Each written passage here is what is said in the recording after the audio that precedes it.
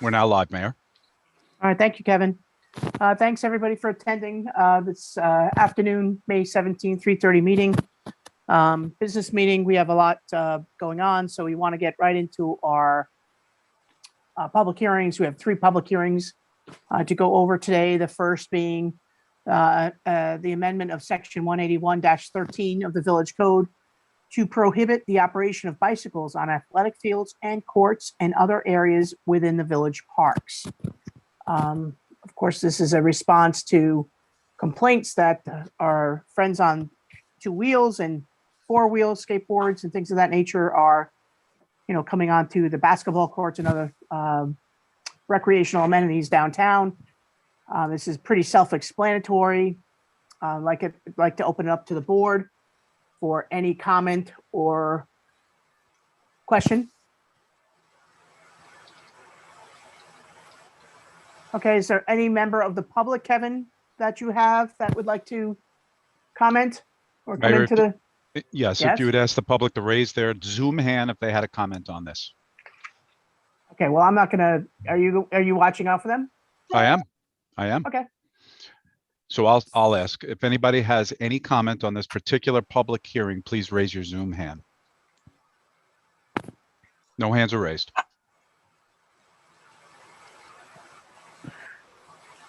okay, is there any tolerance with the board to keep this open for public comment, or is this pretty straightforward and we think in the best interest of the village, correct? Yes, Shake, are you guys with me? Yes. Okay. Move to close discussion. Is there a second? I'll second that. All in favor? Aye. Okay, motion to approve. Is there a second? Mr. Miller seconds, all in favor? Okay, good. Okay, the next one is to amend section 245-62 of chapter 245. And this is to prohibit parking standing on the south side of Caroline Avenue from Randall Avenue to Oak Street. This is in response to a new resident complaint. Kathy Ann, I'm going to turn this over to you to let us know what happened in the field. Joe Palumbo was with you, I think. And if the board then has any questions, we'll open up to board comment first. Would you like me to start? Yeah. So Mr. Palumbo, myself, and Chief Lute went out to the location after receiving the complaint from a resident and surveyed the area. Actually, at the time, the resident was home and he came out and spoke to us and explained how when there are school buses at that intersection with Oaks and Caroline, the line of sight is very difficult when there are cars parked on the other side, the ball field side, having cars parked on both sides and kids traversing, it just becomes a very dangerous situation. So I didn't see any reason why we couldn't help them out with this and prohibit parking on that south side of the street, still allowing the parking for the ball field on the north side of the street, keeping it wide enough for the school buses to pull over, for anybody else to, have their children go back and forth at that intersection. Okay. And are there any comments or questions from the board members? I have a question. How many parking spots are we talking about? Well, Approximately. there aren't marked spaces there. Joe, did anybody count there really? Right, so there's, I would say yeah, this, you could probably fit maybe 4 or 5 cars between that intersection there. What's going to happen now is, I know there's no parking, no standing from Barnum. It will be from Barnum Avenue to Oaks on the south side of the street. right, there's no delineated parking spaces now, so Correct. people are just making them up. And I think that this is important to keep the safety for that particular neighborhood in light of the fact that we have the new parking there. Any other comments from the board? Is there a motion to close the public hearing? I'll make that motion. Motion by trustee Louds. Are you taking input from people who are listening? Oh, I apologize, Bruce. Any public comment? Please raise your Zoom hand if you have a public comment on this public hearing. No hands raised, Mayor. Give a minute. Anybody else? Move to close discussion. I think we had a motion by trustee Lauk, seconded by Kassai, to close the public hearing. And Bruce, would you like to make the motion to approve? Make the motion to approve. I'll And second. there's Kathy Ann Stevens, the second, and all in favor? Aye. Aye. Okay, good. Okay, moving on to our new topic, cannabis. To amend section 181-6 of the village code to prohibit the use of cannabis on village property. So Brian, I'm gonna let you walk us through the section of code that already says that you're not allowed to smoke or vape on village property, but we thought we needed to drill down a little bit with the new regs coming down from the governor's office with respect to the use of cannabis. Yes, thanks, Mayor. So this is kind of cutting edge stuff on something that's coming from Albany. And again, we're trying to head off a problem before it becomes a problem.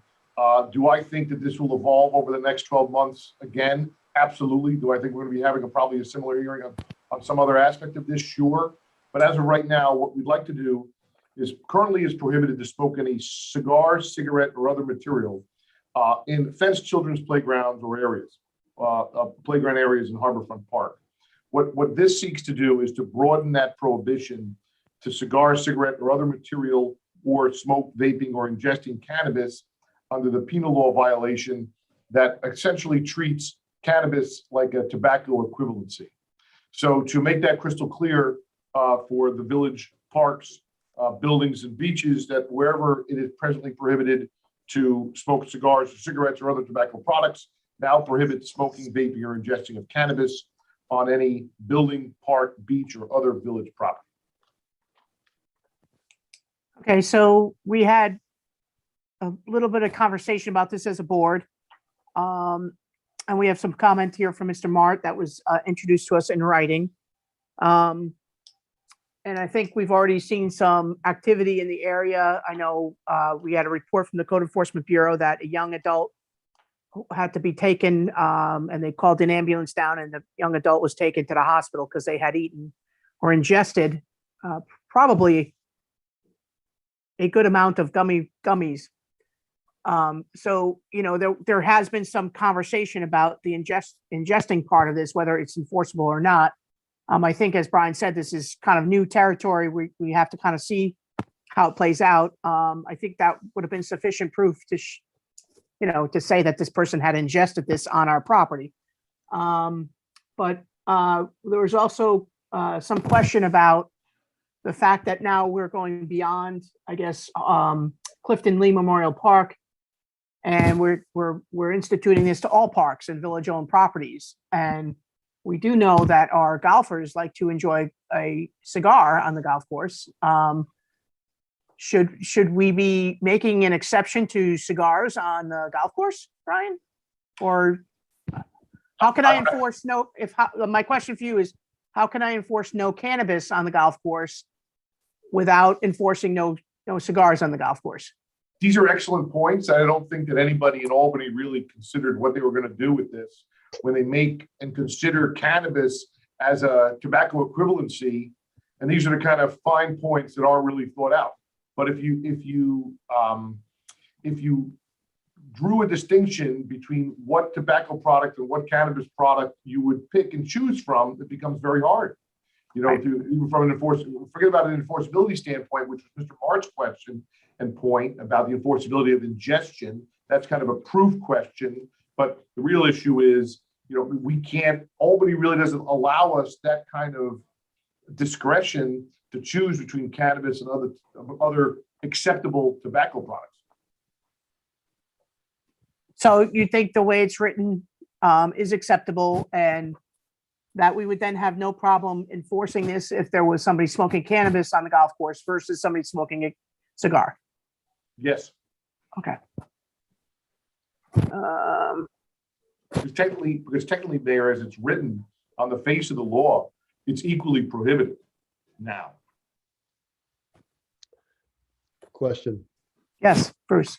Well, if somebody is in fact cited for smoking cannabis on the golf course or other park, do they then have recourse stating that you're not enforcing cigarettes and cigars, and these are in fact by law equivalent to cannabis?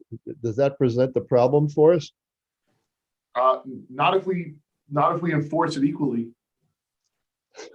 Okay. We're getting into some deep water fast, I believe. Right, so this, you know, so as long as you're on village-owned property and within one of our parks, our code enforcement can now write a field appearance ticket against somebody smoking any kind of tobacco, cannabis-related product.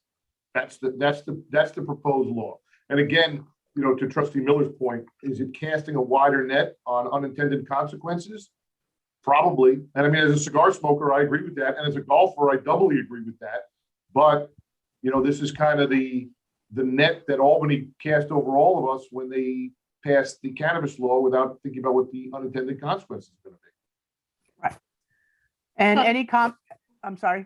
I would argue that sort of that slippery slope already existed. It just wasn't the spotlight wasn't on it. You know, if we were enforcing no cigarette smoking at playgrounds or parks, and then, but the cigar smoking was being ignored at the golf course because it was more socially acceptable. So I don't think that the new cannabis regulation really has anything. You know, it does bring a new layer of complication because the light is now being shown on that in a new way, but that already existed. Well, but our code specifically prohibited that only within the playground area of Clifton H. Lee. So the proposed change is broadening that now to all of our parks. Gotcha. Yeah. Stan? I think it's going to be a very difficult enforcement. It's historically, I hate smoking myself, but there are plenty of golfers who smoke, especially when they finish their round of golf. Cigars. They light up a cigar. It's, I don't see how it can be enforced. Well, you can definitely tell the difference between cannabis and cigar smoke. Oh, absolutely. So I think we're going to have to rely. Sorry. We're not supposed to tell the difference. We're not supposed to distinguish according to the new law. Correct. And that's what I think the evolution is going to have to happen with this law. That you got to treat cannabis is legal to be consumed everywhere. That's the current law. Cannabis is legal to be consumed everywhere in public, except for indoors or other places where smoking or tobacco equivalents are prohibited. Maybe our constabulary could regard the laws on social distancing and viruses and suggest that we treat smoke like virus and keep people 6 feet apart. Yeah, but don't we reserve some level of home rule on the property that we own, Brian? Yes, and that's why Suffolk County was the first to prohibit smoking inside, for instance, bars and restaurants. So we do have that kind of control, and that's why this isn't to prohibit it, say, walking down Main Street or in your backyard or out and about in the parking lot, but this is on, you know, village buildings and parks. And right. beaches. So, and again, I'm just throwing this out there because we need to kind of, this is a first step in trying to flesh out a policy that there's rules and regulations to join the country club, correct, Stan? Yes, there is. So if you're joining the club and it's a privilege, it's an opportunity, it's a privileged opportunity, could there be a rule that further says no smoking of cannabis, or would that be challenged if it's added to our white book, which is our rule book? Well, it's smoking. Smoking is smoking, correct? Smoking Well, is- according to the law, I'm talking about policies and things that we can do under our ability to try and manage this. I have a question. Well, wait, can I want Brian yeah, to see if he can answer that. I don't, go ahead, Brian. Yeah, Stan, not to put words in your mouth, but it's possible to be able to say on a policy basis that the country club membership elects that the property will be smoke-free or cannabis-free. That's, I think, what the mayor's point is. That's possible. That may be more of a surgical strike. I don't think cannabis free would be a problem. Right, well, that's what I'm saying. I mean, I would like to see if there's ways that we can, if you're joining the country club, you have to abide by a set of rules and policies. And if we specifically say it's prohibited, use of cannabis on the property, maybe that's a way of sort of working around it until such time as we need to edge it out further. Just because I know, people are accustomed to having cigar smoking, but, I'm going to tell you right now, like if somebody's following a cart and there's cannabis smoke coming out of that cart, they're going to know the difference, and we need to be prepared for that. So I'm just trying to figure out ways that we can chisel around it and maybe protect ourselves and protect the membership in a manner that's not, write the code this way, but see if we can add another layer by adopting a policy at the country club. To be continued. Kathy Ann? Is there a way, Brian, that we could have designated smoking areas for cigars, let's say, that are specific, say, to the patio or to the turn or the deck or whatever it might be? Stan mentioned that, after a round of golf, people like to light up a cigar and relax. Is there a place that we could designate as smoking versus non-smoking? And maybe that then can be brought into, on golf course property, but not, you know what I mean? Like a designated smoking area. It's prohibited everywhere except where otherwise stated as a smoking area. So I think that just to play devil's advocate for a second, I think that that's a good question. And I think this is all revolving around the country club. The issue also is on the golf course, though. A lot of guys like to go out and smoke a cigar while playing. So that opens up the entire 1 through 18, out there. I mean, Stan, right? You wouldn't disagree with that. I mean, there are guys who look forward to it. So I think that's a, that's a tough thing too. Everywhere but here. Maybe everywhere but a dining area. I mean, it becomes tough. And I do think the intention for our law and the board's motivation is obvious, is to get this out of our parks as we would protect it already from tobacco products. So the rub becomes the use at the country club, but not necessarily, all of the, buildings and parks and those kind of places that are pretty much understood, I should say. Question, not being a country club member or user myself, do people who are there often think that not specifying that there's not cannabis use allowed would be a big problem, since it's not a place that people without membership tend to go? Do country club members think that the membership is suddenly going to be sort of smoking the joint out, with cannabis? No pun intended. But I guess this is something to take to the CCMAC and have a conversation with them in terms of what their feelings are about it. I think, my thing is to pass the code, as Cuomo put a blanket, we need to put a blanket over all of our village-owned properties, and then we can figure out ways to carve out. And I just want to, yes, Bruce? All right. So a few things. But first off, Margot's operative phrase was people who join the country club. And if you want to dissect that, I'm thinking in terms of people who are longtime members of the country club who may see that their prerogatives would require or permit them to smoke. We are banning smoking. We've got two issues. We've got pot and we've got cigars and cigarettes, but basically they're health issues. And in the open air, the golf course is a big place, to say that somebody's being affected by smoke, it could easily, you could easily set a foot distance as we have with the virus. I'm just suggesting that we get into the issue of enforcement here. We're gonna have some problems. And again, I worked in a public sector for a long time, and at one point in time, smoking was prohibited within the building and on the grounds. And the question is, how far do you take that? Because secondhand smoke is not really a problem on a windy day on a golf course at 6 or more feet away. I'm just saying. So, okay, so let's keep this going. Should we exempt the golf course from this, but then make it a policy?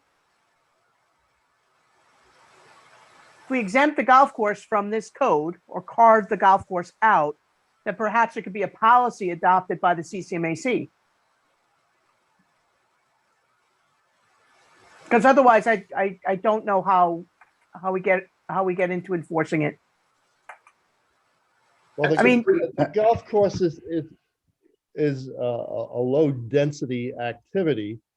So in that regard, there would certainly be some reasonable policy to make and look at an exception. And then you're getting down to other areas that are open public areas where it is more dense. For instance, on the lawn and on the benches of our village center park, that's not very dense either, except when it is, except when we have a Sunday and we have the farmers market there, and there's a lot of people milling around close to one another where somebody could take exception to smoking in that location.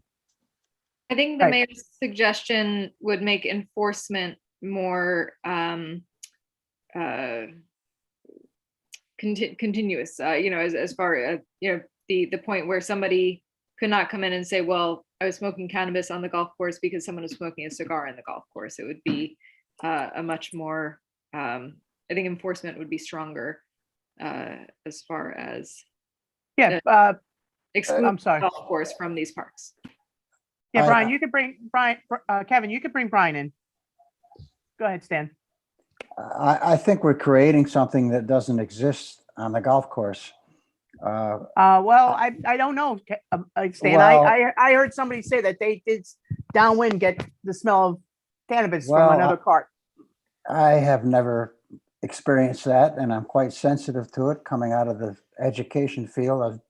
Yeah, I'm no, very, very aware of it. I I- have not experienced it. If it does happen, it's very seldom. right.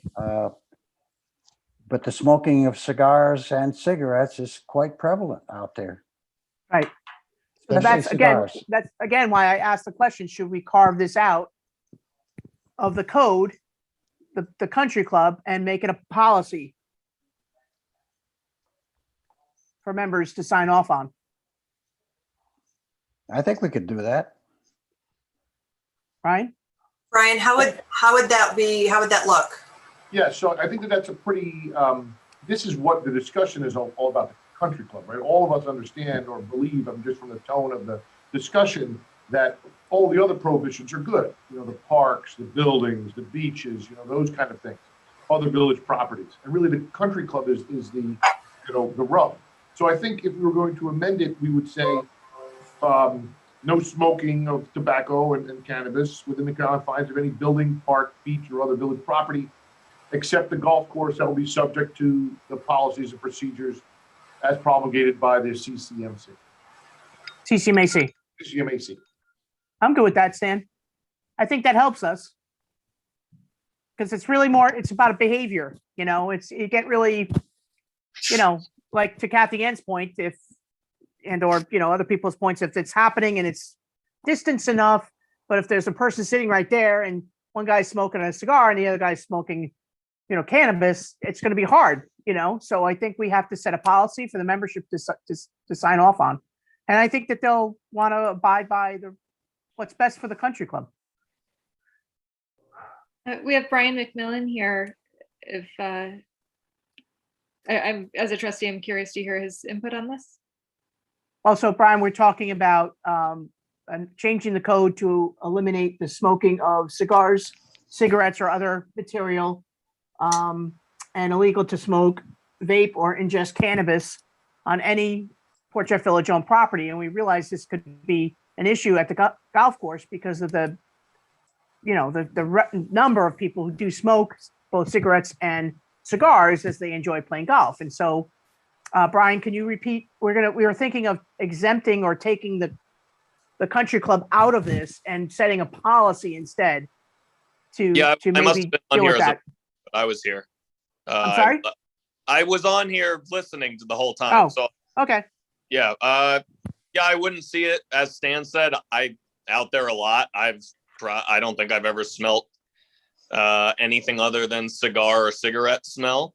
And while I've never smoked a cigarette in my life, actually. So I'm a big no cigarette guy, and it's never bothered me out there. As Mr. Miller said, it's such a large area. I do not think it's an issue affecting other members. So I think the country club's own policy would make sense. But I also agree with Stan. People do like to partake in cigars and cigarettes out there. So totally cutting that out could raise an issue. Right. So again, we'll go with the amendment as Attorney Egan proposed. Can you read that again for us, Brian? And now it'll say the prohibition will be if a person smokes any cigar, cigarette, or other material, or smokes, vapes, or ingests cannabis as defined in section 222 of the penal law within the confines of any village building, park, beach, or other village property, except the golf course, that will be subject to the policies and procedures promulgated by the CCAC. CCMAC. CCMAC, I keep messing that up. It's Just okay. one final comment. We seem to have come to some kind of a workaround here. I would just caution that as you evolve the policy with the country club, there seems to be a constant attempt to distinguish between cannabis and cigars and cigarettes. And that works in my mind, but it doesn't, in my opinion, and Brian is obviously more expert on this than I am, the law does not permit us to do that.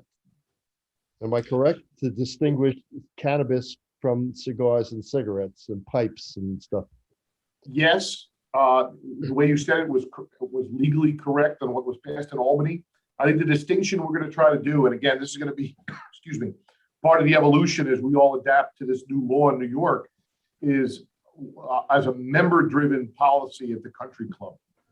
So they're going to promulgate it as that, as opposed to what we've been trying to do as a law enforcement organization, as a village, as the actual promulgators of general law for the citizenry. I think the exception is going to be that the country club is going to do it as a condition of their membership, as opposed to a condition of law for the public. Correct. So it's a privilege to join. There's a set of rules and code of ethics for conduct, and this will be included in that based on the CCMAC's recommendation to us. So, Yep. That way we just don't get tangled up between cigar, cigarette, and cannabis on the golf course. I think that would be more problematic, I think, for us. Is everybody comfortable with that? We have any comments now, please, from the public? Anybody raising their hands or wanting to chime in? I have Mr. Pollock raising his hand. Okay, Okay, John? He's coming in. Yep.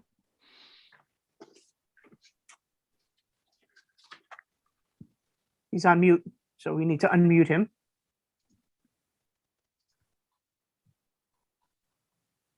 Okay, Don, if you can hear me, please unmute. Thank you. Not to throw another monkey in the wrench, but what about medical marijuana?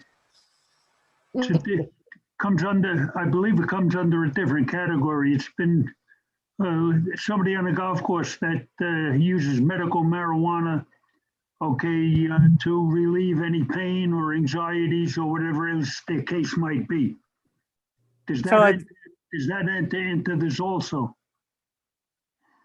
It's not a blanket prohibition, kind of like medical marijuana is not treated the same as like a service animal. where you can take it anywhere and do it anywhere. It's not exempt from the smoking regulation, so it would be the same as a smoking regulation. Oh, okay. So, but that's a good point, Don. If somebody, just per se, a member at the country club has an issue, or somebody that we got served a appearance ticket has an issue, and they come and they show that they have their license and they were taking it for anxiety or whatever, that I'd at that point, I'd have to leave it up to the courts and Yep. or the membership committee, the grievance committee at the country club. And again, I think that there are going to be many layers of this that we are all going to learn and watch however other municipalities and villages are managing this issue, as we're just being, it's just been plopped into our plate about 6 weeks ago, and here we go. I think That's a we're good point. also, I think I we're think also, Don gonna made be- I think Hi, we're Don. also gonna be surprised with the amount of members, okay, who are gonna want to smoke marijuana on the golf course. Okay. Heads up, guys. Okay, you. so thank you, Don. Any other comments? Is there anybody else from the public? Anybody else, Kevin? Not at this time. Move to close discussion. So moved. Is there a second? Kathy Ann seconds. All in favor? Aye. Aye. And the time to close is marked as 4:03. And motion to adopt. I'll make that motion. Trustee Laux, is there a second? Second. Trustee Miller, all in favor? Aye. Aye. I think we have to give this the first round to get us into the game. And to Mr. Mart, if he wants to have a conversation, as I know he enjoys doing with you, Brian, sort of like sidebar about Sure. why he thinks this might not be enforceable, you can have a conversation with him. And I again, always like Michael's point, so I'm happy to talk to him. He Yeah. raised some good points in there on enforcement, but absolutely, I thought Yep. about that as he was saying it, and I'm happy to talk to him. great. And then, of course, if Mr. Harris at some point wants to weigh in, because of course, what happens is we'll start to see these violations trickle up to court and see how they're being enforced, what proofs have to be offered, and et cetera, just like any other new code in the village. Okay, good. So moving on. Thank you. We have the minutes from May 3rd to approve. And in review, I felt that they were comprehensive and did not need any edits or corrections. Are there anything that anyone else saw that may need to be adjusted as presented by Clerk Sakovich? No, we're good? Okay. Next item is the country club budget. So Brian, we're gonna do we're gonna share the screen and, give you an opportunity to give us an overview. And I know I had met with you and Stan and your committee a few weeks ago and was brought up to speed. And I think you guys are doing an incredible job with this, the COVID year, the shutdown, the opening up, the number of people are joining, the club, but also with the new software systems on both the tennis side and the golf side, and the addition of your rooms there, your sales rooms. So without further ado, I'm going to pass the baton to you and Stan. Yeah, so I just wanted to be here for any questions related to specific items. But in summary, as you just mentioned, golf is booming. We've taken over some new items at the club. Last year, the golf pro shop, this year, the tennis pro shop. We have just about 600 golf members, 260 plus tennis members, which leads to more everything, more inventory for the pro shops, more seed for divots, more tennis balls for lessons, anything you think about, more driving range balls for members to hit. Anything you can think of while we're making more money has gone up on the expense side as well to just keep us moving. So, as you said, everything is really going very well. Luckily for the golf industry, it's one of those that has boomed during this, along with tennis. And really, that's kind of my summary of both sides of the budget going up. Yes, we're making more, but we need to spend more. Another side of this is fuel, pesticide and fertilizer products, seed, or as we know, everything's going up in the world, country. Those things are not exempt. So, we were very cautious in estimating, we're conservative in estimating memberships and cart fees and all that for next year. But also on the flip side, gave us enough room to not fall behind in spending if some of these items really go through the roof. So Brian, and on that point, if everybody if you could share page 1 of the budget, Kevin, golf membership line. I'm just happy to see that although we are at almost $1.3 million in current membership just for golf, you're, which is almost, 250,000 ahead. You budgeted, I want to say realistically at 1,185 for next year. And, so the important thing is, even though, to emphasize this, though golf is popular now during COVID, and of course you're building great programs there, and we're getting a lot of new membership, new sales, and everything. You're responsible on that revenue line, and I really want to point that out to everybody here so that they understand. Yeah, well, while I don't think and hope that it's not just a blip, we can't. Like you just said, you pretty much summarized it perfectly. We didn't want to go all in and think we're just going to bring this in every year. Right. And so also you'll see, you've made some modifications to the way we run outings. And of course, last year was just a total wipe. But we're keeping that revenue line sort of realistic at 90. Just because, again, we don't want to get overzealous on revenue lines that could be impacted by either Mother Nature or, other variables. So I think you've done a very responsible job in putting this budget together with Stan and the members of the committee. And is there anything unusual that you guys want to point out? Like, for instance, can you talk us a little bit about the walking fee? It's there, it wasn't there. I know there's been some policy adjustments on the CCMAC. Guest fees are great. So you're really listening to the membership and being attentive to their needs, correct? Yeah, so there was last year kind of the opposite in years past. He's trying to make up some revenue shortfalls, and those ideas of a walking fee or extra mandatory carts were put in place to be responsible the other way, bringing in enough money. And those seem to not be needed. And while we want to bring in money, we are a net zero operation.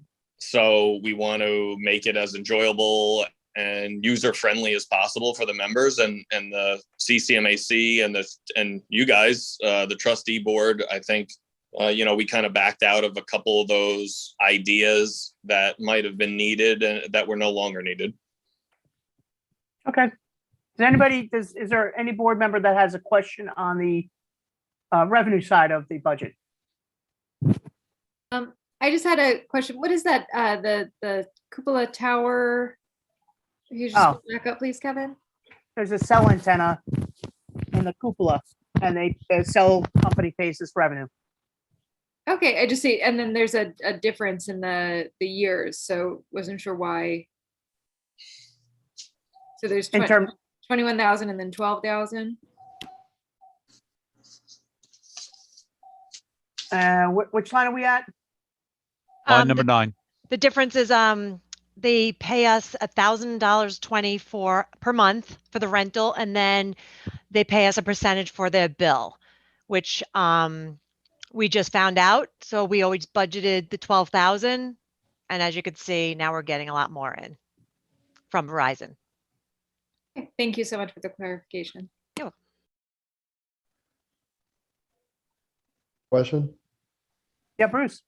Sorry, with the share screen, I can't really see. So, Sure.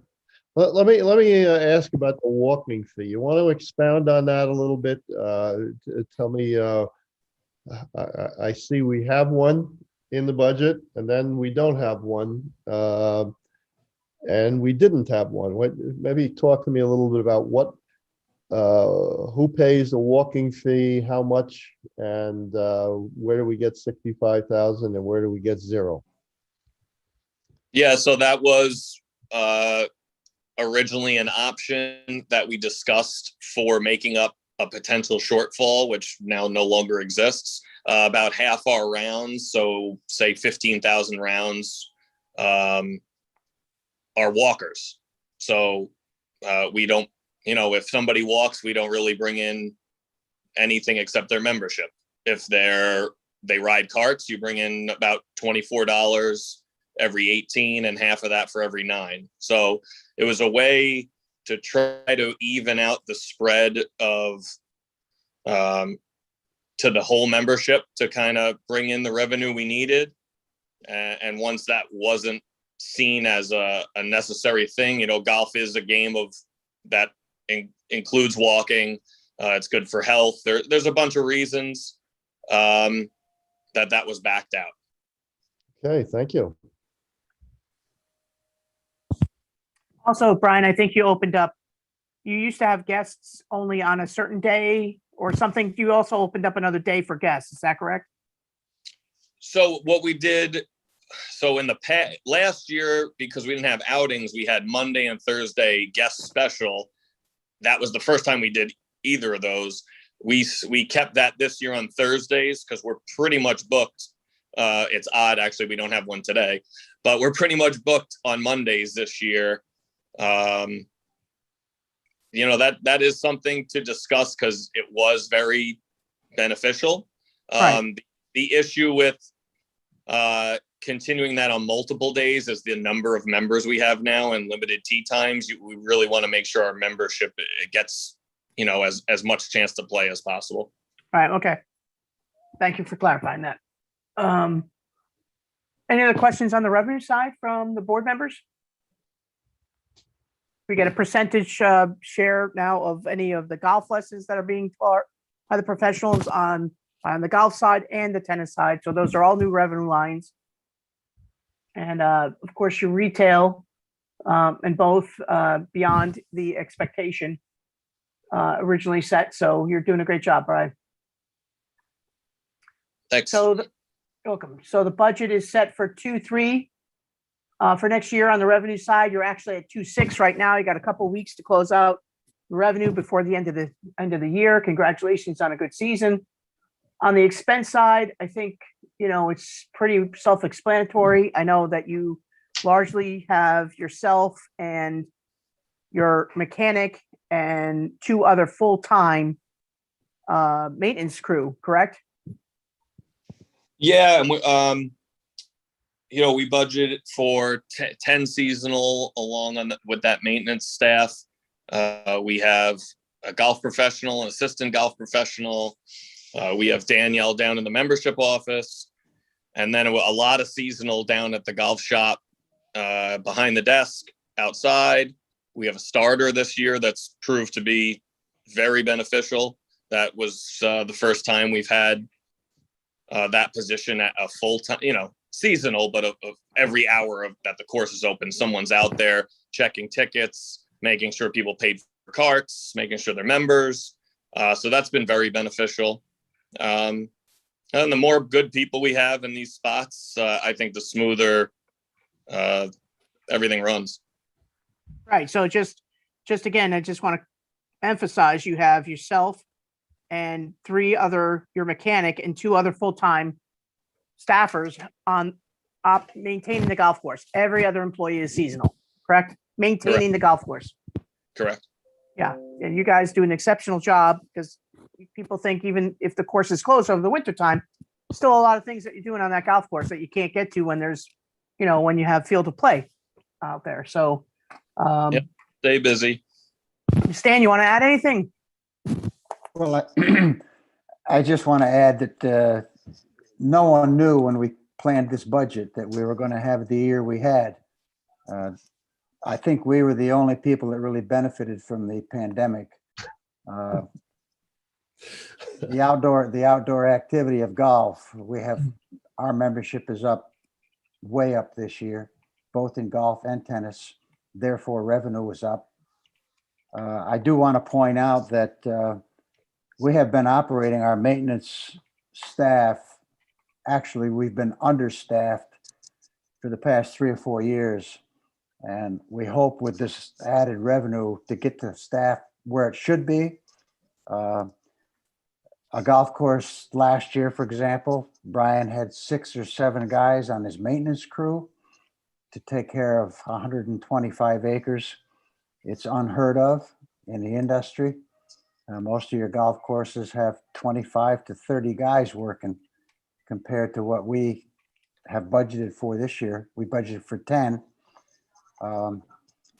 Hopefully, with these conservative numbers, and they are conservative based upon our revenue, going forward next year, we're going to have money enough to upgrade our maintenance. We have some projects in mind that we must consider. That driving range must be taken care of somehow this year, so that the rest of the board realizes we go through, and I'm going to be conservative here, Brian can correct me, we go through probably $12,000 to $15,000 in golf balls alone on that driving range, because Yeah. we have no fencing along the landfill side of the driving range. And we Also, go ahead. no, Stan, so, the only thing that's holding us up from doing that is you guys got to get your bids in. We're working Right? on it. We're Okay, working good. on it. So as soon as we can approve that project, it's Yes. going to happen.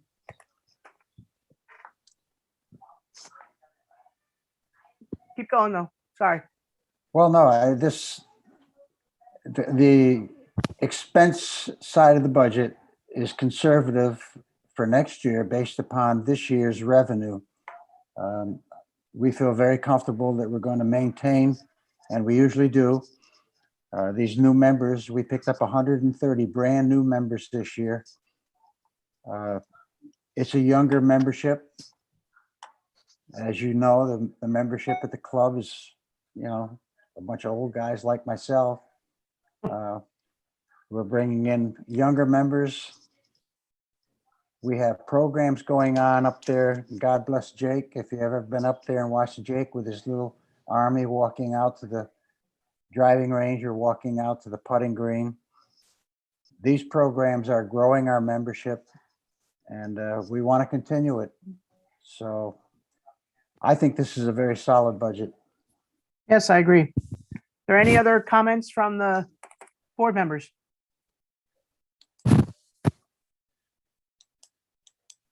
Okay, so we can, do something. We need a motion to accept, or yeah, I just want him to stop sharing the screen so it's easier for me to see everybody. It's part of our, it's part of the action items, Bruce, so it'll be bundled into the resolutions at the end of the meeting. Anybody have any questions for Brian McMillan while he's with us? I just wanted to say I had the opportunity to meet Brian in person for the first time recently, and got to chat about the the ecologically minded things that they're doing up at the country club, which is something I was very excited to hear about, and want to also commend him on the great work of leading work on getting rid of invasive species at the on the course and planting natives and all. So really glad to see those projects going, and any way I can help, please reach out. Thanks, Rebecca. Okay, so we have next item. We have a project to approve. This is for the area down at West Beach. That has been some concern. We had that revised plan, and we put that out for. Has this gone out to bid, Joe? You want to comment for me? No, we did not have to go out to bid for this project. In working with J.R. Holtzmacher, who is the village's engineer on this project, they had determined or believed that this project would fall underneath our DPW procurement threshold of $35,000. We received 3 bids. All three did come under the 35. Two were very close to 35, and they had some exclusions built in. F&F's proposal came in obviously much lower than that, and it included all of the work. So it's before all of you today for approval, so we can get this project wrapped up and hopefully completed before the beach opens. Good, okay. So even though it wasn't required to go to bid, we still got proposals from different vendors, correct? Good, okay. Color. What is the timeline, Joe? Did they say when they could sort of complete this job by? Well, because we didn't award the project as of yet, once it's awarded, we will have a conversation with them at a kickoff meeting, and we will discuss the timelines. But I would assume that this is something that hopefully they can get started relatively quickly and get completed within a few weeks. Okay, great. Yeah, 'cause that would be important, knowing that there's room on their timeline, on their docket to get us and get everybody to the beach with this nice weather. Absolutely. Thank you. Bruce? Yeah, I was working on this for a while, and I had several meetings with Joe and Steve from Holzmacher and Dave, and I've been out of the loop for quite a while. I would appreciate it if people would keep me informed on these things. Another issue is the amount of money we're going to pay for vegetation. Now, the vegetation that existed there is natural and local, and it has kind of fallen into the hole. But in spite of that, much of it has survived and is still alive. And I'm wondering if we could save some money on revegetating this by bringing a bucket loader in there, digging that stuff out, putting it aside, doing the work, backfilling, and then using some of the existing vegetation to offset cost. Right. So the plan initially called for additional vegetation in that area to satisfy some of the concerns that the DEC had. They wanted to make sure that if there was anything that was lost during construction, that it would be replaced in kind. The objective here is to dig out what's there and in hopes of replanting it as well. The species that is there, as I understand it, is pretty hardy and can revegetate on its own. So the intent is to add as very little new plantings in that area as possible and to use existing. And that's something that will be discussed as part of the kickoff meeting with F&F prior to construction. So Brian, Joe, I'm sorry, when you have your kickoff, just invite Bruce if you're going to meet down in the field, or, you know, keep him in the loop. And Rebecca, if you would like to join as well. Yeah, I'd love to be on that email if I'm available. Come on down and Sure. see the plant list. Thank you. Okay, so we have just a work change order here from DF Stone for the drainage project along Longfellow Lane. And is that project near completion and ready to be closed out, Joe? That project is completed. I'd just like to commend DF Stone. DF Stone, we were fortunate to obtain their services through the town of Brookhaven contract. The town, vetted them through their procurement process. And Jeremy, who is the project manager on a couple of projects that the village has used them for, does everything he can to stay within budget, to work things around if necessary, to stay within budget. And he did so in this case as well. We did add a couple of gabion baskets, which are basically baskets full of rock to help the deflection of water as it's coming down. So 2 additional ones were added. A few items were removed because they were deemed unnecessary by DF Stone, as well as our engineer, Grosser. And we added some additional riprap rock on the other side of the driveway of a neighboring property at the bottom of the hill on Brook, just to make it look much nicer. That was a very small amount of money. And at the end of the day, this came in much lower than we originally had budgeted for. And the change orders just amounted to this $1,644. Great job. Great job. This is another, this project was the result of a subdivision, and they gave the drainage easement back to the village of Port Jefferson to maintain, and unbeknownst to us, became a problem. So hopefully that doesn't happen. Any of the projects moving forward, I don't think our building and planning department and planning board are making us inherit things we don't want to have to maintain. Number 5, good news is we are going to be moving forward with the 4th of July show for the village of Port Jefferson. We are confident we'll be able to, with the new additional 80,000 cubic yards of sand, we're confident we're going to be able to have people social distance down at the beach. We're going to encourage them to, view the fireworks, maybe by possibly accessing the golf course and other areas.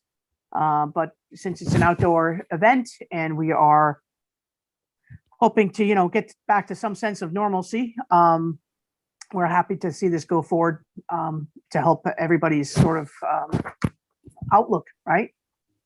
Everybody wants to see a little fireworks show. Agreed? I don't see any smiles. Oh, yeah. Okay. Can I just ask a question? Is this more or less in line with what has been previously spent on fireworks each year? I believe it is, right, Joe? Or did we add 2,500 on this? We added 2,500 as an additional or to the finale because we did not do it last year. And being that we're coming out of this pandemic, I think the board or the mayor thought it would be a great gesture to the residents of the village to add a little bit more this year. But yes, it's usually $20,000, and that is a discounted rate. Okay. Little extra bang at the end. Yeah. Big bang. Yeah. My understanding is, and I hope I'm not, there's been a lot of question out about the fire department doing their parade. I know it's subject to CDC guidelines. I do not know if they've given the official that they're moving forward with their 4th of July parade, but that event would happen on Monday, the 5th. And they do that in recognition of, the churches that obviously congregate on Sunday. So if the parade is to advance, it would be on Monday morning. We'll wait till get the final approval from the fire department. Kevin, you want to walk us through number 6, please? Sure. Number 6 has to do with the new handheld, and I should say they're state-of-the-art handheld machines that code uses to enforce parking, put out by the UP Safety Company. I just wanted to remind everybody that this board sent me at my request, to Allentown last year, probably the most worthwhile trip you could ever ask for. That's where I got to use these handhelds, interviewed the parking authority person that achieved great success with these. So we really got a hands-on look at these machines. We like them. 3 months ago, we went with one of them, being very conservative. Everybody loved them. Code enforcement chief loved it. Court loved it. So we went ahead and we got the 5 we needed. You have 2 costs there. One is the handheld hard cost, one time, and then the ongoing cloud cost. And when I give my technology report, you'll see a little bit of what that does. But it is one machine. We've never had one machine, one printer. It's just a wonderful, wonderful system. Good. Thank you, Kevin. Also, we talked about the fact that we use FBS, which is a collections company, to help us collect traffic tickets or parking tickets that are 30, 60 days late. We're going to look at the advancement of this new technology and its efficiency to see if we can eliminate the collection company after a certain point. And that'll also save us money. And it's all about technology these days, folks. So thank you, Kevin, for attending the event and bringing back the ideas and for the implementation of them. You're welcome. Number 7 is a new hire. It's a part-time fire marshal. We now would have 2 part-time fire marshals in the village. We had in years past 1 full-time and 1 part-time. The second part-time will be able to sort of complement the other, our first part-timer's schedule. And I'm just assuming, and Joe and Barbara, that you interviewed and you checked references, correct?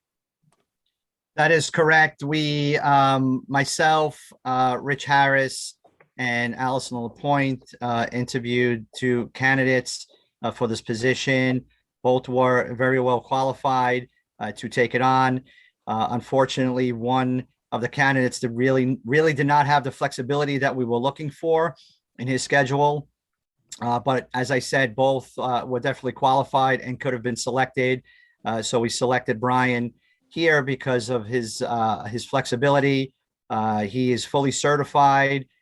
He has the ability to write notices of violations, and we believe that he will be a good fit for the village. And as you mentioned, there was a full-time and a part-time. I think we all came to the conclusion that having 2 part-timers just made a little bit more sense at this time. And therefore we hired him, or we're proposing to hire him as a part-timer. Good, thank you. And we have some seasonal hires for the country club at, looks like minimum wage and just below minimum wage, and then it must be a maintenance laborer at 16, correct, Stan? Yes, the one, the outdoor services, it's a cart boy. They service the carts. Mm-hmm. But the labor is coming in at that's your base labor rate, 16? Yes, it is. Okay. That I know we're discussing as we move forward. Mr. Wood has a seasonal hire, Anthony Evangelista as a parking ambassador. Kevin, how many parking ambassadors do we have now? We have 2 now. This would be the 3rd. Okay, We- and can you tell us about the hours that they cover? They do 4-hour shifts, and they do them Thursday through Sunday because that is when we have managed metered parking and or QR parking. They've been fantastic at bringing people over to the new technology, and they're still in sports. So I need to have a few choices. Probably would hire 1 more before the summer comes. Okay, good. I know we've had a couple of our high school kids helping you out, and some returned from college to take the job back. So it's good to see our kids out there. We have a promotion. Are we calling it a promotion or an advancement? Mr. Rubino from laborer 1 to laborer 3 at the superintendent's recommendation. Is that correct, Joe and Barb? Yes, that is correct. This is something that Steve had recommended right before COVID. It's past practice. He went through his probationary period, and that typically leads to a promotion to the next grade laborer. We had delayed it, and he's been very patient, of course, through this time frame. And he's, according to Steve, a very good worker out of DPW, and therefore we'd like to give him this promotion at this time. Good, okay. So thank you for all those. And Denise, if you could generate warrants to this amount every time, it would be great. So this is the last warrant during the fiscal year, Yes. and the expenditure coming out of general is just lovely. less than 100,000. That's great. Correct. Country club, in full swing. Some capital projects, as everybody knows, are underway. So anybody have any questions for Denise? I know we got the internal auditor signed off, Dave signed off. And if you have any questions about any specific warrant, you can ask Denise or Michelle after. They're very helpful. Any comments from the board? Okay, so is there a motion to approve 1 through 11? Yeah, I'll make that motion. And that will be seconded by Rebecca Cassay. And then all in favor. Aye. Great. Good job, guys. Couple of status reports. As everybody knows, the retaining wall at East Beach is in the midst of being repaired. Unfortunately, as they were starting the excavation of taking out that lower wall, there was some serious erosion or sloughing of the hill. Seems there's only about a foot of soil, and then underneath that you have sugar sand. And so we saw the amount of erosion that we see happening on the our side, of the beach. So we have stopped any further excavation. We're just focusing on that area that was originally started. I think that started last week. The plan is going to be amended so that the new wall will be coming out away from the existing wall. The existing wall, there will be no further excavation of the existing wall and or the existing hill. That the retaining wall will be built out to hold those structures in and keep the remainder of the hill in place. And we'll be seeing a revised design submitted to us. But just wanted to put everybody on alert and on the same page. And I know Joe has been spending a lot of time down there. Kathy Ann was there this morning. Mr. Egan was there before his golf outing the other morning.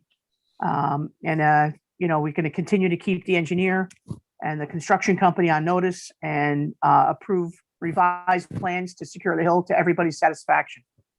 Does anybody have any questions or comments? Rebecca? Is access to East Beach going to be closed off for a time? How long? Joe? I think. So, Go ahead, Joe. right. So Monday through Friday while they're working, the area is really not accessible. Saturdays and Sundays while they're not working, we have them clear and make safe the area in which they're working so the residents can have access to the beach. They are proposing that the project will be completed before Memorial Day weekend. So there is a pretty quick time frame for completion of this project.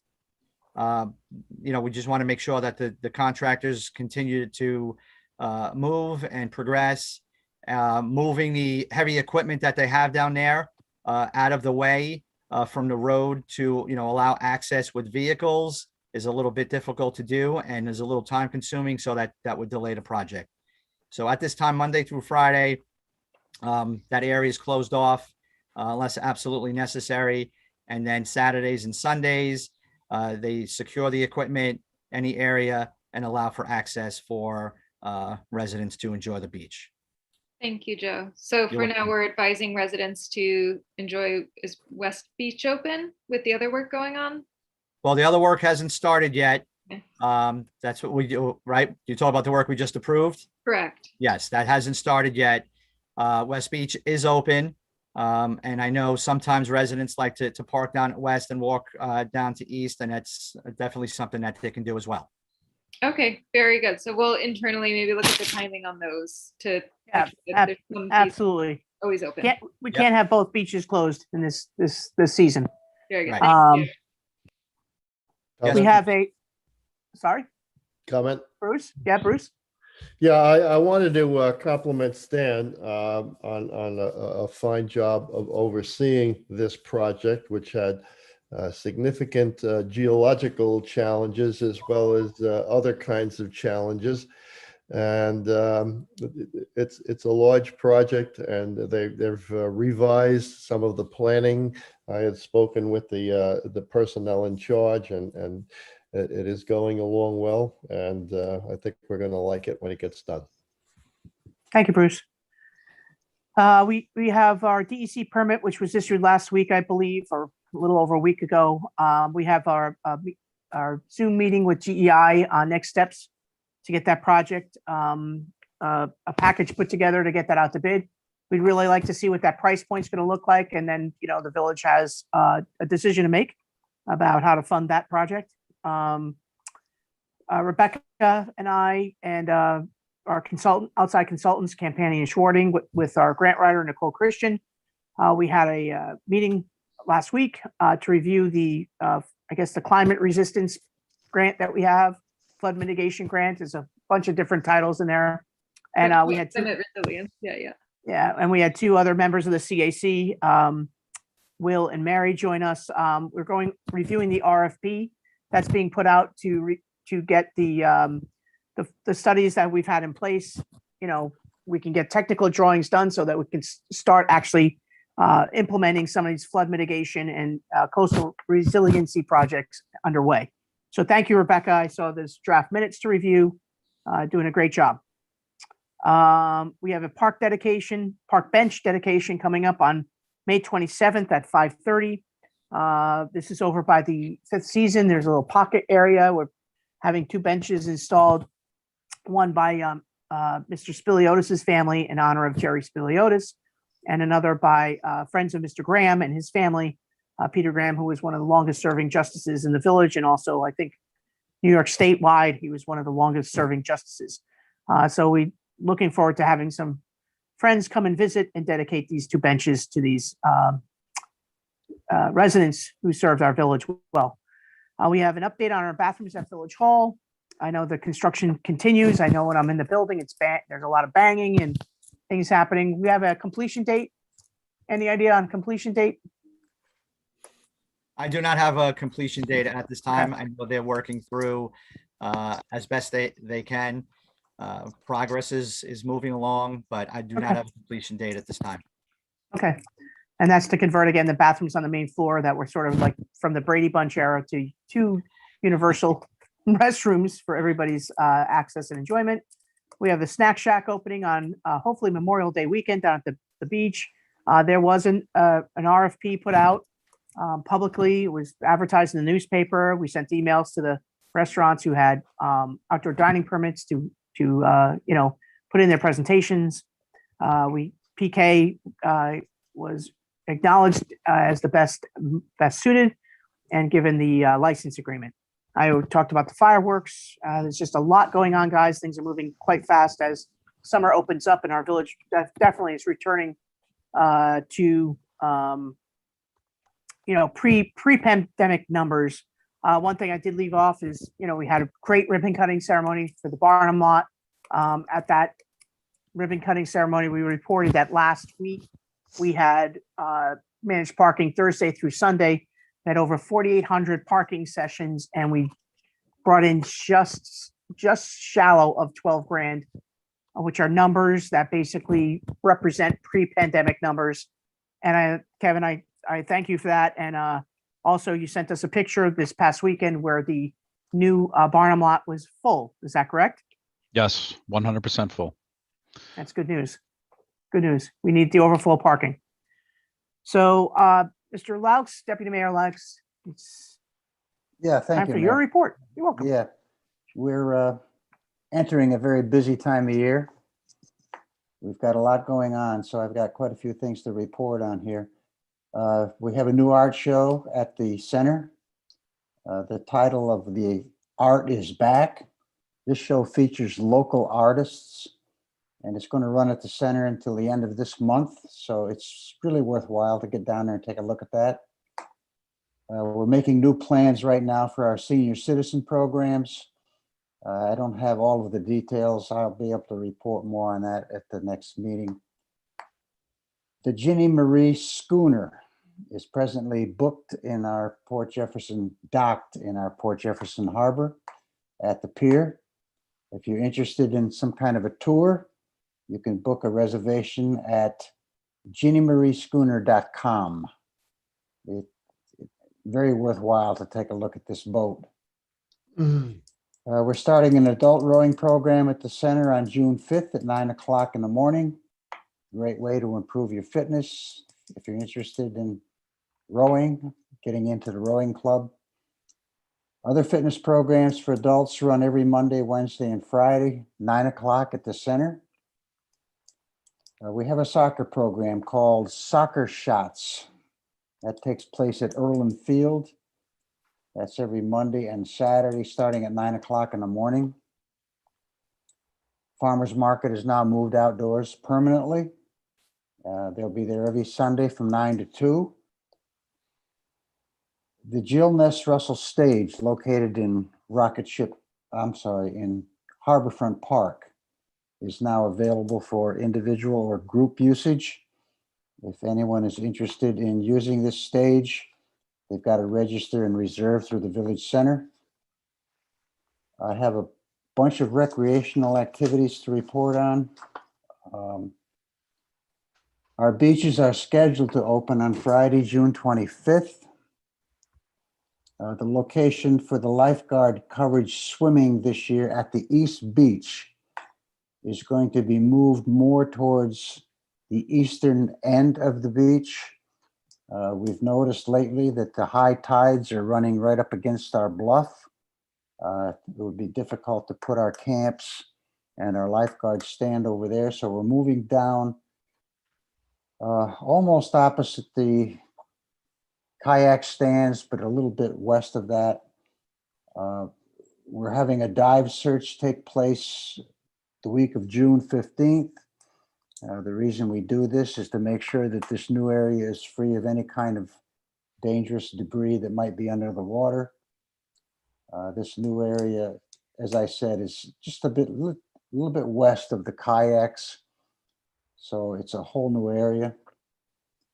We have tennis instruction classes for beginners, intermediates, and adults. Please contact the recreation office if you're interested in any of these programs. We have a basketball league play that's going to start on June 4th. This program is for youths age 12 through 15. We have tennis camps during the month of June, July, and August for ages 6 through 10. And we're forming a tennis club for juniors aged 12 to 16. We're running youth tennis programs every Monday, Wednesday, and Friday. And all of these programs are taking place up at the country club. Registration for the programs is through the Village Center. We have a multi-sport camp that's going to run from 9 o'clock to 12 o'clock during the months of June, July, and August. We still have a few openings for our full-time summer camps. These camps are running on Monday, Wednesday, and Friday. I was going to talk a little bit about this mask requirement at the country club. I believe, though, maybe the governor came out with a change today. Is that true? On wearing of masks? Barb, we just answered this question for another proprietor. Well, I found out today that in restaurants, while on Wednesday, when it moves to 100% occupancy, the tables still have to be 6 feet apart. I have Okay. not heard anything about changes as far as mask wearing. Okay, I want to talk a little bit about this because we've had some confusion related to the wearing of masks. This is critically important. New York State still has the following rules for our tennis, golf, and eating facilities up at the country club. If you are in the pro shops, that's both golf and tennis, or the membership office, you must wear a mask. If you are entering or standing in the turn or the club, you must wear a mask. Members and their guests need to adhere to these guidelines. Any non-compliance can lead to heavy fines or even closures to our facilities up on the hill. That's an important message to our membership and any guests or any customers that come to the turn or the club across the road. The tennis courts and the golf course are absolutely in great shape. Membership numbers, as we mentioned earlier, are very healthy. They're the highest they've been in the last 7 years. One final item that I forgot to mention when talking about the beaches, Margot had mentioned this earlier. We're going to have a concession stand down at East Beach this year. We had one years ago, but we have a new one coming down there this year. You're going to have snacks, lunches, non-alcoholic beverages will be available. And this is a nice addition to our beach. And that's all I have. Question on that, Thank you, Stan. I Stan. know originally we had, or there had been discussion of sort of cocktails and whatnot. That's definitely a no-go now? I think the license agreement is, it's covered by the liquor license of the proprietor, correct, Brian? You're on mute. Yes, that's correct. But it's a liquor license question on whether they can apply for a service bar there. The state Right, liquor so, department. but if they get their approval from the SLA. Yep. Is can there do any, is there any objection from this board for any, a takeaway or, like a small cocktail served while you're eating? Would we You have know- to change the code, the present code? I believe now we have a code, no alcoholic beverages on the beaches. Right, but if they're on site eating their meal. I guess there's a Okay. little eatery area right Will there. there will be tables set up there. Yeah. Yeah. Yes. We're going to have to work on signage then saying that those beverages can't leave that designated area. Right. Listen, families and people who are going down there to enjoy the beach, and sometimes they bring a bottle of wine, sometimes they bring some seltzers. As long as they're peaceful and they're not interfering, we want people to enjoy our beaches. If it gets to be a rowdy scene, then yes, we're going to have code down there and enforcing that section of the code. But we have to be careful with this. And Brian will rely on the SLA. Yeah, so our code does prohibit that. What the Yep. intent of our code is, and it's pretty clear, is the consumption of alcoholic beverages or people bringing beer and those kind of things, self-service kind of conditions, coolers. But from a licensed premise and someone who gets a state liquor authority, like what's contemplated by our snack bar, that's a explicit exemption under the code section 181-3. Okay. Great. All right, Okay. I second what Margot said. I think we should try and make the beaches as pleasant as possible. Yeah, but thanks. I think we're all on the right track with the license agreement, and so long as the SLA is intact, I'm happy to see our families enjoying our beaches without, giving them a hard time. I also believe that, this is, even though we've done it in the past, way in the past, this is something that's new for us now. And, we play as we go and we see how it goes. And we are always open to suggestions and changes that need to be made according to the situation and the reality of what comes. Thanks. I'd like to be Yep. reopening the conversation about day passes for East Beach for the board in the near future, so that families, if residents have people visiting or other folks nearby want to come and enjoy our new beach and the snack shack there. East Beach lot is almost never full, and so I would advocate as another revenue source for the village, as it's an amenity that is shareable. To consider that as well. So, and just to expand on that a tiny bit, if any resident has ever had there's one resident who reaches out to my office every year. She has an annual birthday party for her grandmother, and it's a one-time thing. And so she'll come into the village hall and she'll get special permits for that day to bring her family down to the beach. That's, something that we can accommodate. We'll have to kick that around, Rebecca. Let's see how popular our beach is now with all the sand back. If it's still grossly underutilized, that might be something we consider. But I think we got to focus on giving our residents first shot at enjoying their beach. Thank you, Stan. Anything else? No, that's it. Thank you. Thank you. Trustee Miller? Yeah, I got a couple of items that I'm going to put forward till next meeting. Thank you. Okay. Thank you. Trustee Snaden. Thank you, Mayor. I have a couple of things.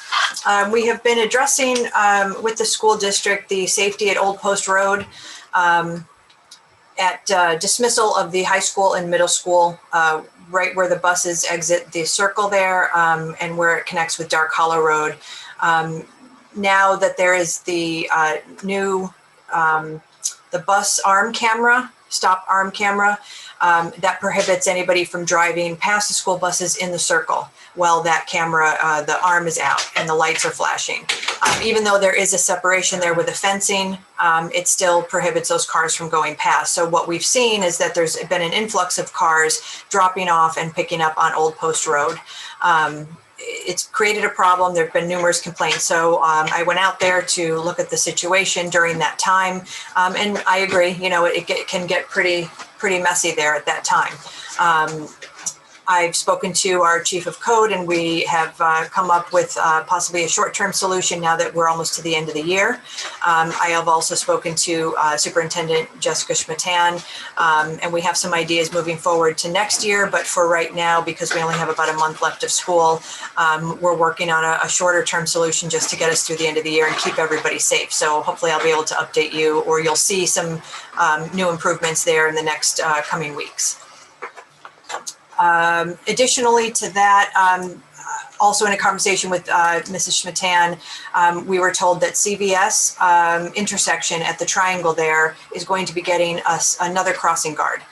So not only the one at Old Post Road, there's going to be another one at CVS, as well as the one on Old Post up by the school itself. So that's 3 in that small area. We are extremely lucky to have that. That's a Suffolk County appointment for those crossing guards. So we're very lucky to have all of that coverage right here in our small village and our small school district. So I thank them for that. I'm sorry, Kathy Ann, do you know when that crossing guard is starting? I don't have a start date, Okay. but I know it should be soon. My understanding is it's before the end of the school year. Okay. And I had a question also, Joe, that I wasn't able to answer. If you know when the light is going to go in at the bottom of Old Post. I know they were waiting for the curing of the cement foundation. Right. So the last time I spoke to the contractor, they had mentioned that there's a delay in steel.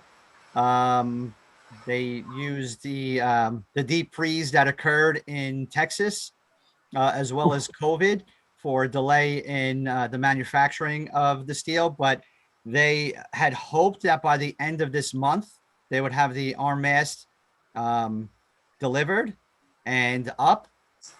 So I planned on checking in with them this week or early next week to find out if they have an update on a time frame. So as soon as I hear from them, I will let you know. But they were hopeful that it was going to be up sometime at the end of this month.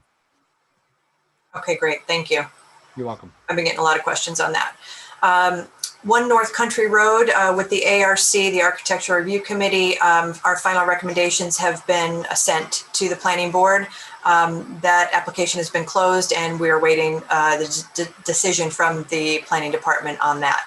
So hopefully that project will continue to move forward sooner rather than later. Zoning Board of Appeals, next meeting is May 20th. Parking, the mayor mentioned is pretty much everything about the Barnum Lot ribbon cutting and the new stats for that and the revenue. So that is all great and positive. And we're very happy to see that moving forward. I've been contacted by our local charity, Hometown Hope.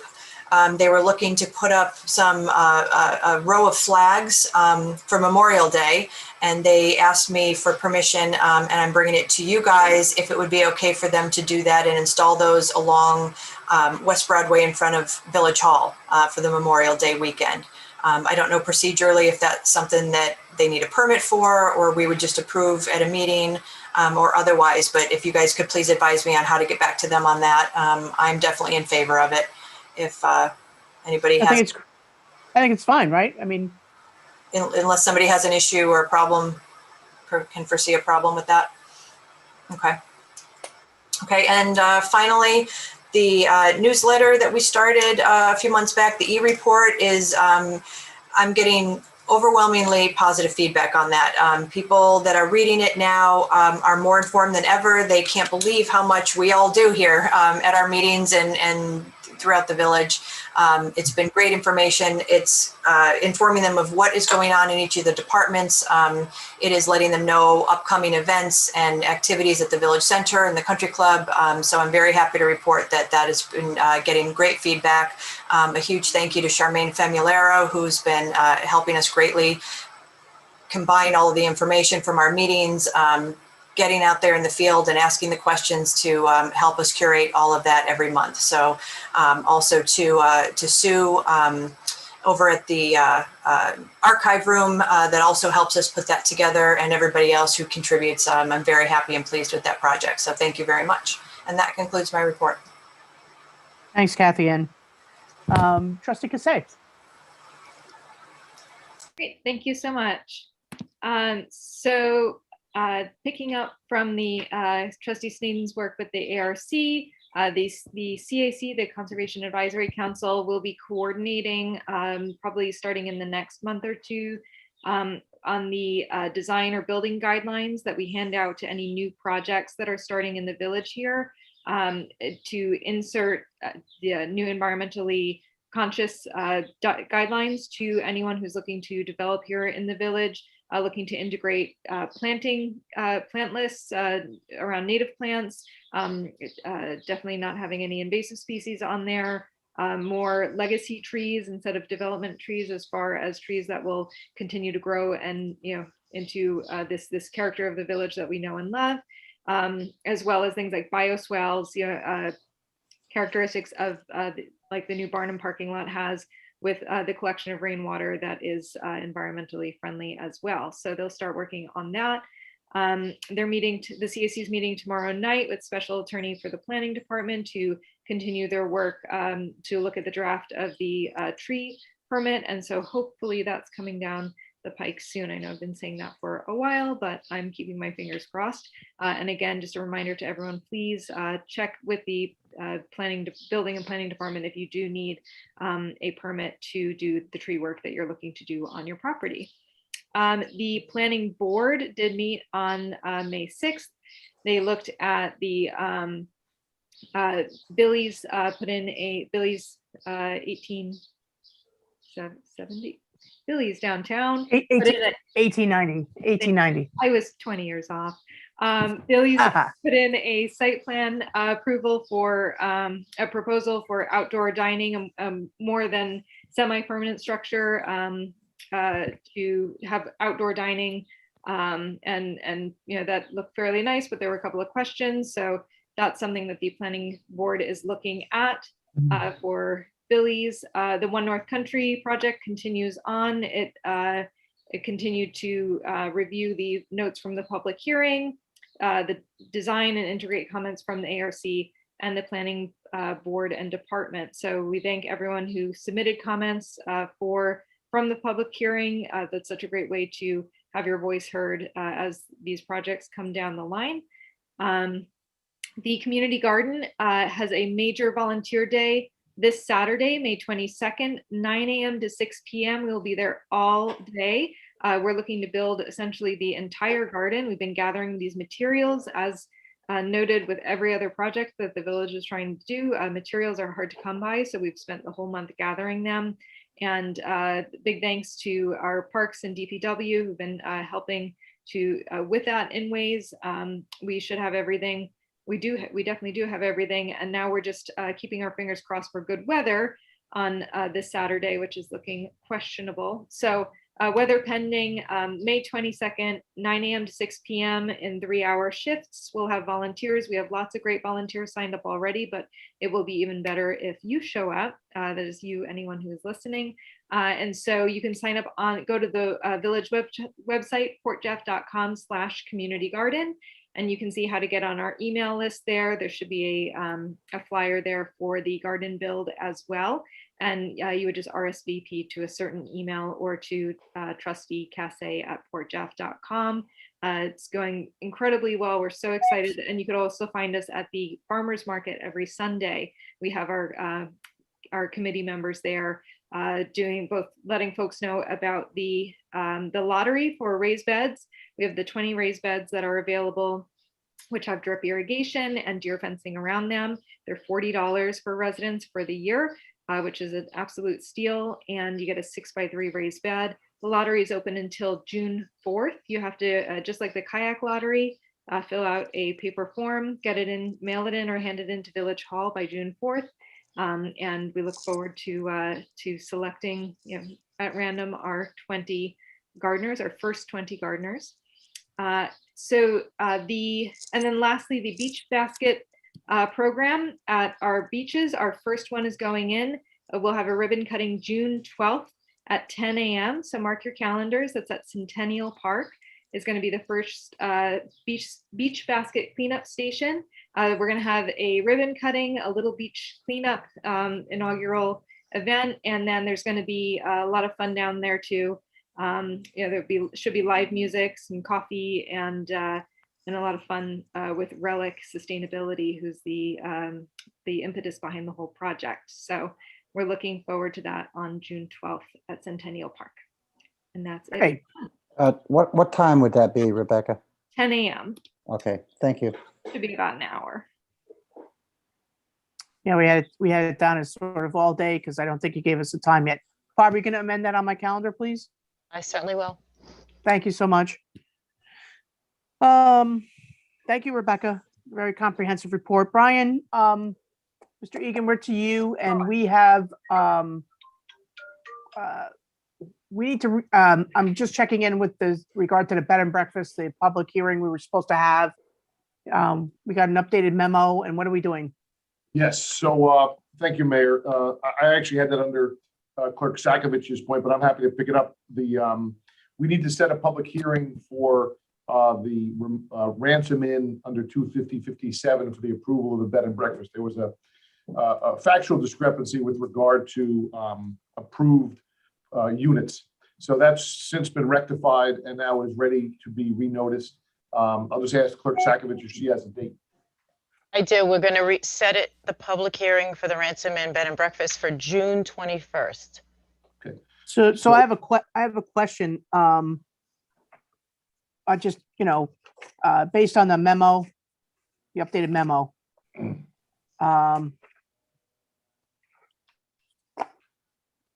The Board of Trustees is being asked to issue a special use permit for a bed and breakfast for two rooms. And we see that they're advertising for 3. They have a license from us now. And I think I'd like to have you send some kind of letter out to them stating that the rental of the 3rd unit at this point in time is strictly prohibited. Yes. It's in violation of their current license. And I think that that's something that the board has to address before we get to the next hearing with them. So that will definitely be a component to the hearing. There was an application for 2 units. When we looked at part of our due diligence for the inspection, it was actually advertised for sale at 3rd unit. That 3rd unit is prohibited. I spoke with one of the property owners today. They understand that 3rd unit is absolutely strictly prohibited from occupancy and cannot be leased to consumers as a violation of their certificate of occupancy. They understand what that other unit is, so it is going to be strictly enforced, and that will be a component for the hearing to be consistent with the application, but also consistent with reality that it can only have 2 units. But it's in violation of the existing license that they have now. Correct. It's So- a violation. Correct. So please warn them now that, okay, I will get that official notification. Yes. okay, thank you. And So then, Just so I have this clarification, go ahead. no, go ahead. I'm just so I understand, the 3rd room has been operating and being rented, but there was never a permit for that? Correct. Okay. There seems to be an issue with the underlying CO for that 3rd, or that room. So I guess it's a moot point at this point because if it's not in play, there's the underlying CO paperwork was not in order as well. So as long as they understand that, Yes. moving ahead with 2 rooms, okay. Yep. But Absolutely. send out that other letter for us, please. I will. Okay, thank you. Anything else, Brian? Nope. That's it for my report. Thank you, Mayor. Okay, thank you. Joe, anything else to report? The big belly receptacles have been received. DPW is now in the process of reviewing them, inspecting them, and then obviously they will be deploying them in short order when schedule permits. So that's a nice positive change with the new technology and foot pedals for these receptacles throughout the village. DPW expansion. So last week we had 2 walkthroughs. I believe we have 14 contractors that picked up a bid package for the expansion. Those walkthroughs went very well. We are now in the process of receiving questions from these contractors. Those will all be responded to by J.R. Holtzmacher over the next week, and the proposals are due on June 4th. I hope that the proposals we receive are within budget. I know we're in that the midst of material exploding. So let's keep our fingers crossed that the submissions are within the budget that we have for this project. And that's all. Okay. Thank you, Joe. I You're know, yeah, we'll see with the plans call for steel framing plans- or wood framing. The plans actually call for wood. Okay. So we'll see if maybe steel comes in cheaper. Right. Wood seems to be a problem these days, right? Yes, yes. Okay, great. Treasurer Mordente. Yes, I have some good news. We got word that our CHIPS, which is, people that don't know, it's Consolidated Highway Improvement Program, has been increased. So Oh, Joe, you nice. can add more roads. It went from $212,000 to $307,000. So now, That's and great. they reinstated our money that they took away from us this year. So total, we have $324,000 to spend. Excellent. Wow. Excellent. So So that could be roads, drainage, curbs, sidewalks. excellent. So let's talk about that, Joe. That extra 100 is really can help us out a lot. Yes. Absolutely. Yep. Okay. Because I know we had a list of roads and we couldn't get to the entire list, and maybe we'll add some sidewalks in there too. Exactly. Good job. We'll Thank you, resurrect it. Denise. You're welcome. We always like good news. Yes. We have Mr. Wood for a technology update, please. Okay, I guess I'm last, huh? No, not quite. Clerk Sakovich is last. Okay. Best for last, I get it. Okay. I just please confirm you can still hear me when I do this, because that's taking my whole screen. Can you still hear me? Yes. Excellent. Okay. I try to do this for the public and the Board of Trustees and the mayor every 6 months. So here we are. I'll just breeze through this technology report for today. For those of you that don't know, we work very strongly, and I personally work daily with ITS, our vendor that helps us with our management of our computers and network. I want to say one of the positive things that came out of COVID, it really forced us to be a remote computing village, if you will, from the standpoint of our employees. We were able to do that. Let me turn on my video. Why not? So that was a good thing that came through COVID. And let me get back to that. I just want to also report phishing attempts are way up. For those of you that don't know what phishing is, it's just like the real phishing, only they break into your systems. That Colonial Pipeline was a result of phishing. And so admin Joe Palumbo and myself are always looking at this, and we're probably going to be moving to stronger password policies very shortly. Now, we don't have millions of dollars in assets that we can give over, but still we have to be diligent about this. So more about this as the next couple of months come through on that. But that is what happened in that example. The good thing is our servers, and we have 2 of them, and I'll talk about them in a second, do lock down when there's 2 or 3, attempted sign-ins that don't work. So we're on top of that, and we're very, very aware of the possibilities there. We manage 50 computers in the village, just thereabout. Last time I talked to you, we were migrating from Windows 7. We had some very old machines, some as old as 2011. We now have machines that are 2020, 2021. We saved a lot of money doing that because we waited and we bought 4 to 6 at a time. We waited for them to be the right price, and I think it really worked out very well. That's your breakdown of where your machines are. And again, they're all managed under our network. We have a total of 2 servers that run the village. One is in DPW, one is in Village Hall. Any machines that are out of Village Hall sign in through Village Hall. So again, we manage that network. Something to note, that is, those servers are from 2013. They will come to end of life in 2023. So we want to be aware of that. You know how positive I am on the concept of cloud computing. So our parking and code department now completely run out of this premise. That we run off the village. We are not on any of our servers, which allows our servers to be more efficient and the software that is in parking and code to be more efficient. So I want to make that clear. Our internal admin software does run on our physical servers, but I'm probably going to make a recommendation that when our end of life comes for our servers, that we also go on the cloud for admin software.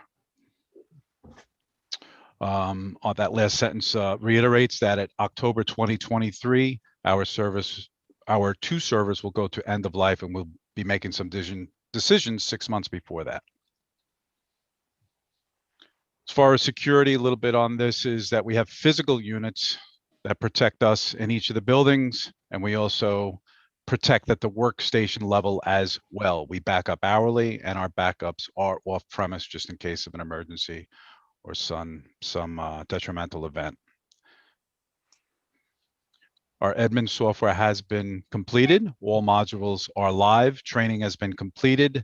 And we continue to work with admins to make the systems as updated as they can be. I know there's, for example, some monitors that are larger, 4K monitors that we'll be placing with the building department because they're going digital and we want to see the detail in those plans, and we'll be working with the building department to make that happen.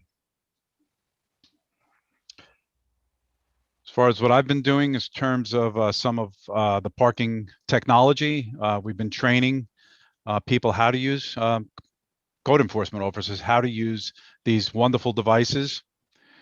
We've been instituting QR technology. I've mentioned this before, 45% of our parking sessions are now done through QR technology.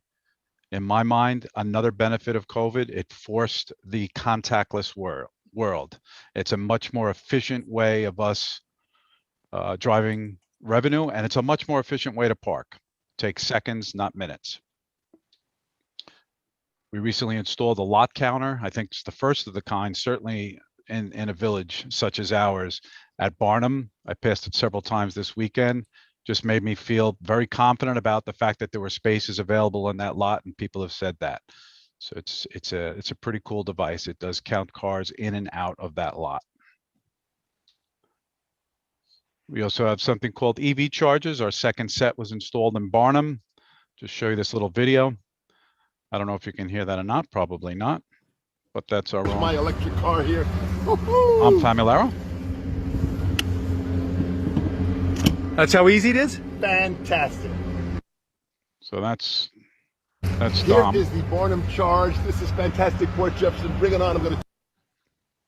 Okay, Dom. We'll see you in a Kevin, bit. just for clarification, when someone uses that amenity, where do they? Let me turn this off. This is fantastic. Embedding a video, not that easy. Go ahead. So does the user swipe to pay for the electric? What is the story there? They download the ChargePoint app, and they become a customer of ChargePoint. It's out of our hands, so to speak, and that's how they unlock that handle. Excellent. So the village is not paying at all for that electricity. No. We're at a positive already on that. Excellent. Thank you, Kevin. You're welcome. Security cameras. We are moving towards one consolidated dashboard. I'm working with Joe Palumbo, admin, on that for sure. Our new 360 cams are very high definition. They've been fantastic. We have them in 2 places. We will have them in more places in the future. We are continuing our quest to take cameras off of places that they probably should have never been in the first place and making them more in our control so that we can service them correctly and respond, to getting the film we need when we need it.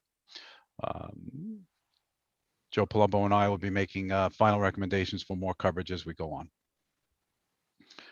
We have, as I mentioned, 4 EV chargers. I think we were pretty intelligent about what we did over at Barnum. We have 2 spots there, but you have a choice, and I proved it out kind of this weekend. We had so many people parking there that second space can be used to charge an EV car or used as a regular car that doesn't utilize EV. When we see that the demand rises so high, we will mark that space to only be used as EV. But on the right-hand side, this past month, we had 65 sessions, 27 which were unique drivers, which means people are coming back to use these. This I love. This 3.42 hours average session means these people are going out and shopping. They're not sitting in their car for 3.42 hours. They're going to visit our village, which is what we planned when we did this. And $178 in revenue. It was about $70 in cost for electric. So again, we're operating at a positive. And those are Teslas and other high-end cars, correct? Very high-end cars. Yep. I announced this 6 months ago. We had been using Jamf as a mobile device management solution for those employees that have mobile phones. I'm not going to go into great detail with this, but if you would like me to talk about this at the office, I will. But I wanted to report that we're now using Verizon, which is really fantastic because that's our vendor. And it's just completely easier and much better. So we've switched to Verizon. We have about 30 lines. We have LTE devices that are driving some of our asset cameras. For example, we've had a problem with carts up at the golf club, and we were able to deploy a camera there within a few hours. We're utilizing LTE, crystal clear, very, very reliable. Back to the parking enforcement, the new hardware that we went with, 5 up safety or UP safety handhelds directly to the cloud. I can't really exemplify how great this technology is. As soon as that ticket is written, that information goes up to the cloud for admin and courts to read immediately. It used to be over 24 hours before we had access to tickets. And that was if it worked. These are the kind of reports that we get immediately, showing which tickets were written. I love the 19, if you look up here in the upper right, which means it's done so well that people don't even go to fight the ticket. They actually just pay the ticket right there in the parking lot. This is reality. This is really what happened this weekend. The map is showing you where the tickets were written. The map is showing you exactly who wrote the tickets and where. This is all real time. It's incredible. I've taken the names of the officers here to protect them, but you can see tickets by officers here. You can see tickets by location. You can see tickets by violation. And you have complete device control. It is absolutely astounding software compared to what we had. Very easy to read. Fantastic. Yep. And each person who should have access to information has that access to information. What I mean by that, only the courts can see the details of tickets. Nobody else can. Nobody can void a ticket, including code officers. Kevin, out of pure curiosity, the tickets by violation, what are the 2 biggest? I'm squinting. So let's look at that. Sure. Yeah, as expected, parking without a permit. We have visitors that park in permitted parking lots. And what's the red one? Strangely enough, not strangely, registration. Yeah, that's a big one. Yep. That's an expired registration. Gotcha. Very good. Thank you, Kevin. The future of this software is really incredible because from here, we're going to go to digital permitting and APLR, which is automated license plate reading. So the technology is just going to build upon itself. This is our first phase of this software and these devices.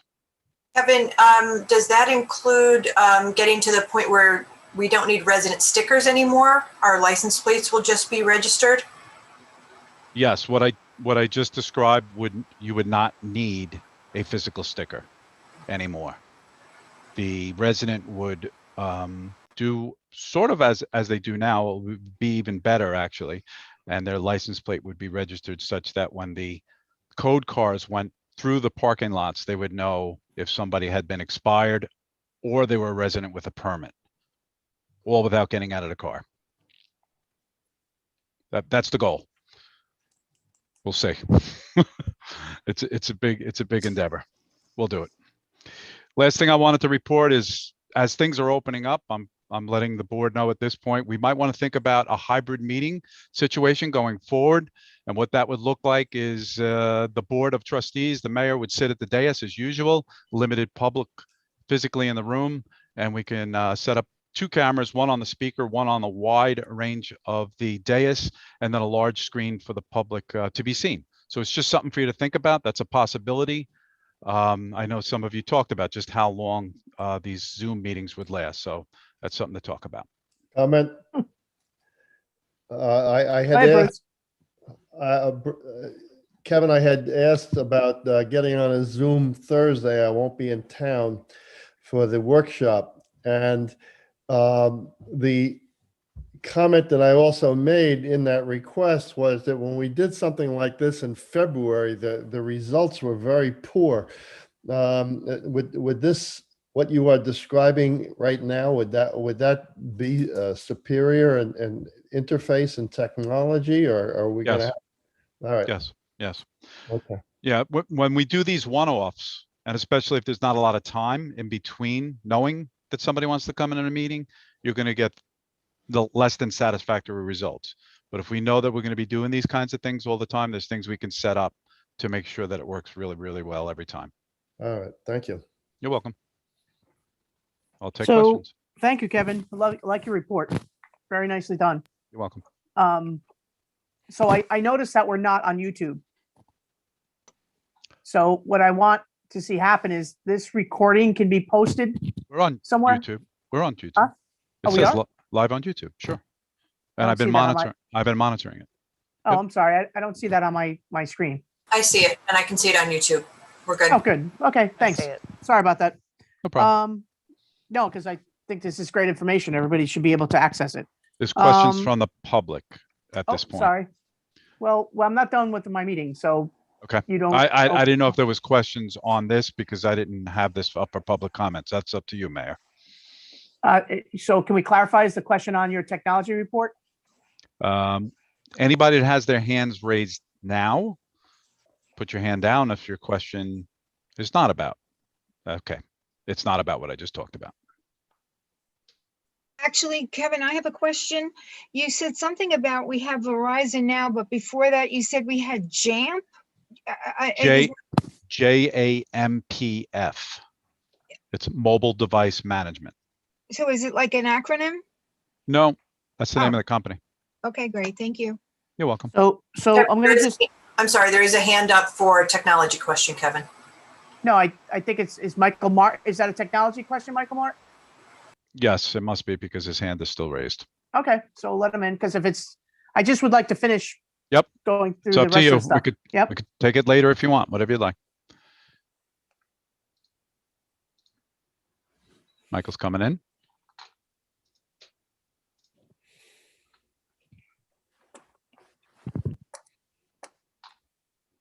Asking to unmute. Hello. Hello, Michael. Hi. Sorry, I couldn't have joined the meeting at the beginning. I don't have any questions for you, Kevin, but yes, I do have. So then I'm gonna place you back in. I'll let the mayor manage that. We thought the All right, thank question you. was for us. Okay. No, Thank you. Thank you. That's what I thought. Okay, so Alright. Barbara, you're gonna go, we're almost to the end, guys, and Barbara? Yeah, just that our next meeting is Monday, June 7th, 7 PM, perhaps almost in person. Thank you. Oh, what would you think of that? Okay, so bring Michael back in. If he's gonna, I guess he wants to talk to Brian about the cannabis code. That's I'm guessing. Because we're really now going outside of what we should be doing, because we closed the public comments, but as a courtesy, Michael, we'll let you in. Okay.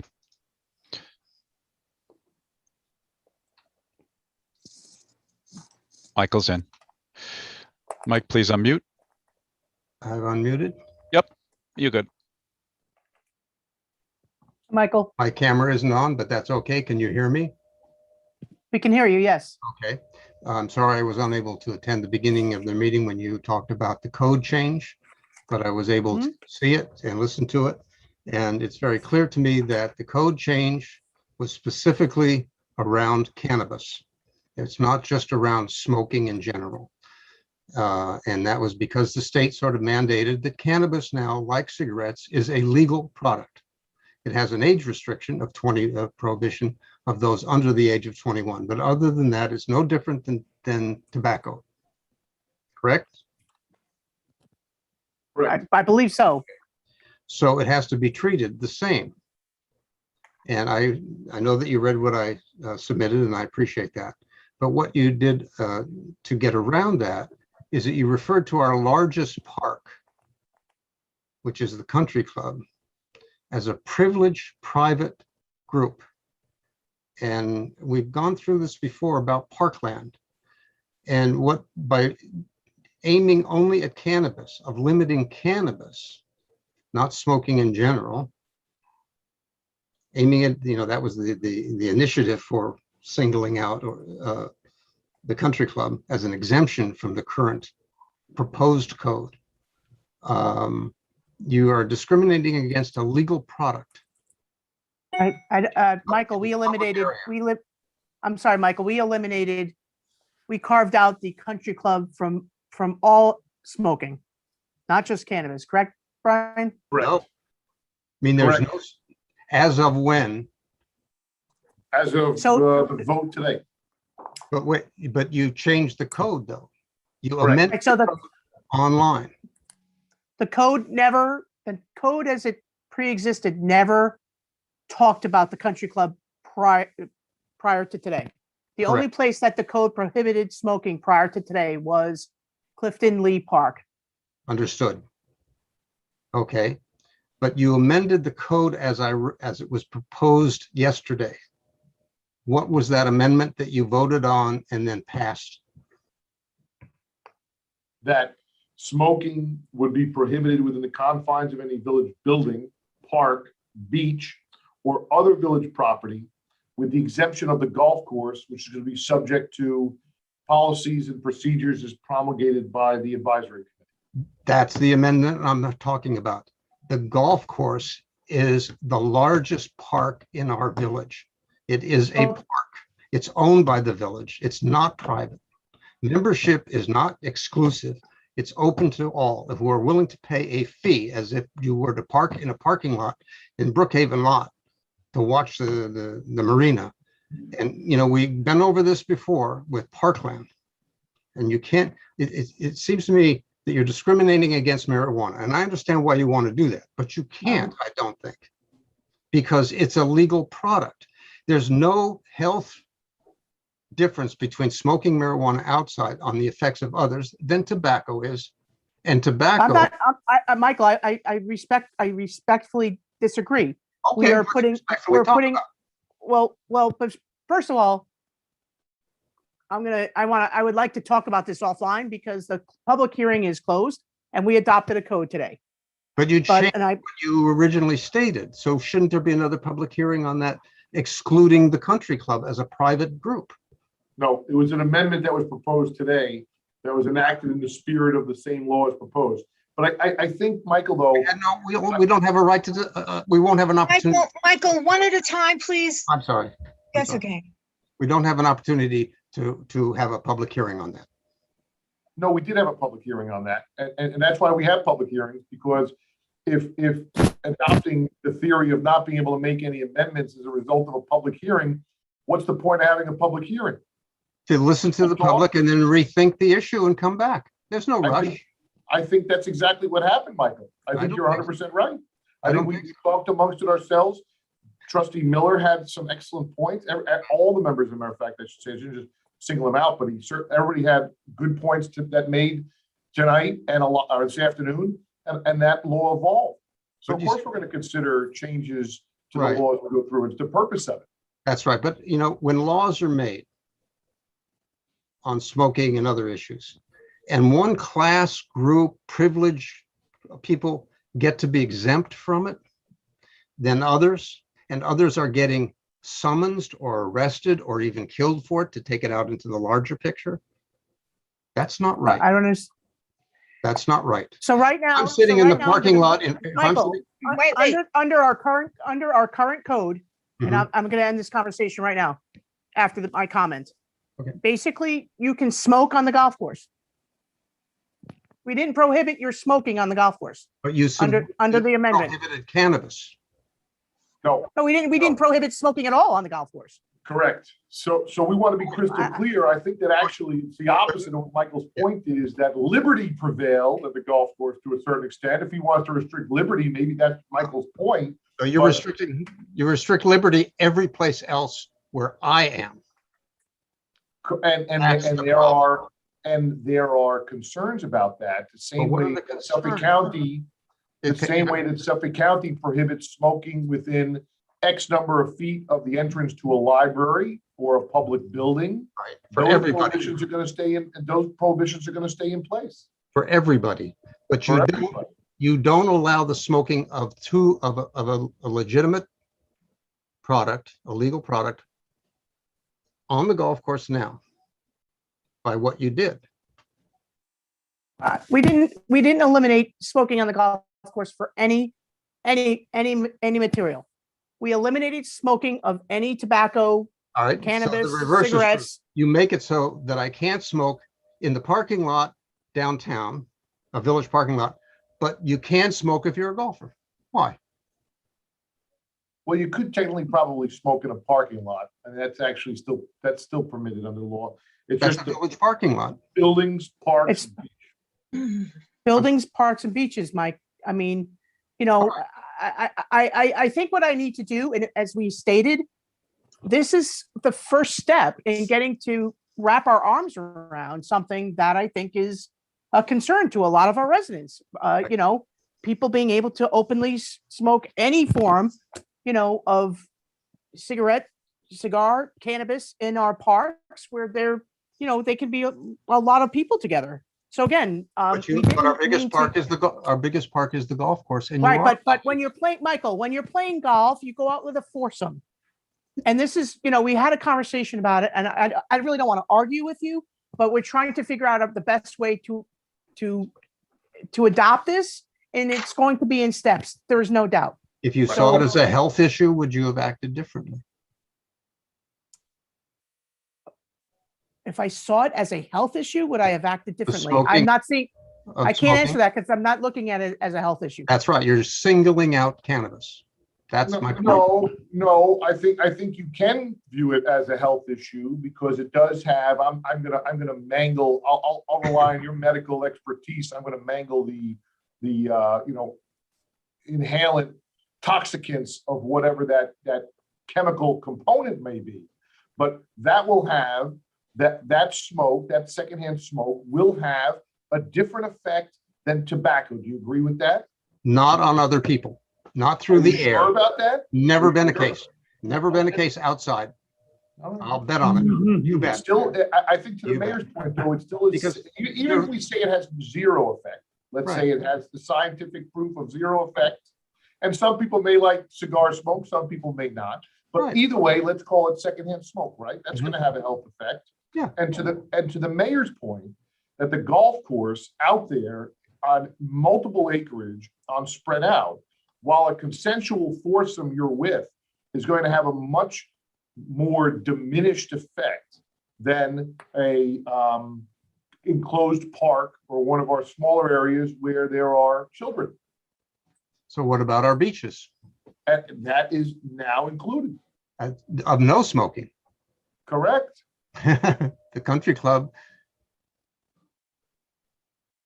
has an exception. So I'm gonna, Michael, I I understand. thank you. I understand. You came on as a courtesy. I am. We welcome you back to the next public appreciate it. session forum. I appreciate it. And but I think it's not going to to come worry. back. Yeah, I think it's going to come back to bite us all legally, but it's not my problem. Oh, I'm not disagreeing with that, but I think it's going to come back to bite the state in the unintended consequences. It and might. As I said at the beginning of the public hearing, Michael, I'm sorry you didn't get to hear that, but at the beginning I said this is going to be something, as the mayor alluded to, is going to be evolutionary. That's right. So it's going to be something that we're going to find out as we go through this. Right. I just want to say that my feeling is that the privilege got something that others didn't by the amendment that was made today, by excluding them from the prohibition of smoking. I might get a summons being someplace else, but if I were a golfer, I would not. Well, enough said. It's to be continued, Michael. This is not a definite period at the end of the sentence here. We're exploring this with the CCMAC, and we're going to see what they come back with. But it may result in that. But do they get to treat it as a private park? The Oh, CMA. I'm when you join the country club, you're paying a membership to play golf. We don't allow during the season. We don't allow other people to be walking on the course or That's right. on the course unless you're a member. But that's just the golf course. So it's I'm a social resident. I'm a social member of the country club. That's what we bought, and that's what we agreed to. I can go to the restaurant. It's all going to be open to me. I can join if I want. It's not private. I'm a social member. That's the way it was built. So you're that's true, but you still have to you still have to pay a social membership to get the privileges of using certain amenities at the club. I do. My taxes give me the social membership. That's what that means. Well, I mean, Yeah. you can go to the club, you can sit on the patio, you can eat at the restaurants, but you can't partake in golf or tennis, All right. correct? So if I'm Okay. if I'm off the greens, can I smoke marijuana or a cigarette? I don't know yet. We haven't finalized this picture. So maybe that's the answer. Maybe you can't smoke while you're on the golf course playing golf. You know, it's to be defined. Right. It's All right. going to continue. You know, Thank you. because we definitely don't want it in those close proximity. And listen, this is a really tough conversation that, you know, has to be an ongoing conversation because I know it will be. And We're not done yet. We have Yeah. until December to opt out of, you know, whether or not the village wants to have any areas within the village to allow dispensaries to be open. Exactly. We're And gonna be talking about cannabis for a while here. I know, and I just want to applaud you in a much larger scale of banning smoking, because that means our code officers, if they see a 16-year-old, a 14-year-old, or a 10-year-old smoking, they will now have the right to give them a summons. That's right. Prior to this, they were not able to do that. Right. That's right. Yeah. Right. And that's a big step. If we can teach them to do that, it doesn't punish the child. It informs the parent. Thank you, Michael. I appreciate your coming on board Thank you. today. Bye. You're welcome.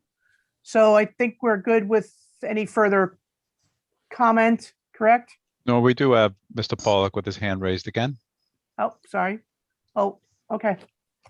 I didn't realize this was a public forum, but I will accept Mr. Pollock's comment. Coming in, unmuting. Go ahead, Don. For affording me the opportunity. I just have a quick question for Trustee Snaden. I didn't catch the name of the group, okay, that wants to put flags, okay, at the Village Hall for Memorial Day. I'd like to know the name of the group, and I'd also like to know a definition of flags. It's the group is called Hometown Hope. It's made up of some village residents as well as one of our school teachers. They do benevolent work within the village, and the flags that they were describing were American flags for Memorial Day. Specifically, just American flags. That's my understanding, yes. Okay, thank you very much. I appreciate it. You're welcome. Okay. I think we're good, you guys. It's been a long 2.5-hour business work session meeting, getting a lot done. Thank you for hanging in. Excuse me? Move to Mr. adjourn. Miller's making a motion to adjourn. Is there a second? You bet. Rebecca Cassay, and all in favor? All right, thank you, guys.